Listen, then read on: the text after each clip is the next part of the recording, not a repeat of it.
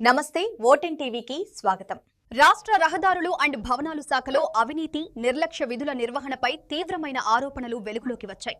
ముఖ్యంగా విజయవాడలోని R&B engineering chief కార్యాలయం వ్యవహార శైలిపై అనుమానాలు వ్యక్తమవుతున్నాయి.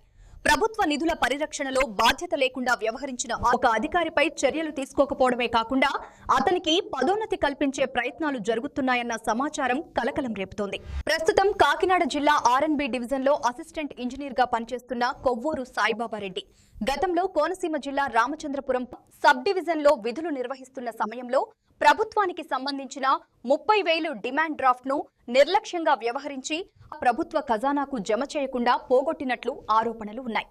ఈ విషయాన్ని ఒక స్వచ్ఛంద సంస్థ ప్రతినిధి ఆధారాలతో ప్రభుత్వ దృష్టికి తీసుకువెళ్లినప్పటికీ ఇప్పటి వరకు బాధ్యులపై స్పష్టమైన చర్యలు తీసుకోలేదని సమాచారం.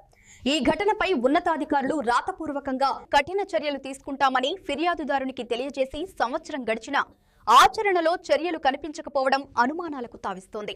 పైగా సంబంధిత అధికారిని డిప్యూటీ ఎగ్జిక్యూటివ్ ఇంజనీర్ గా పదోన్నతి కల్పించేందుకు ఫైల్ సిద్ధం చేసినట్లు తెలిసింది.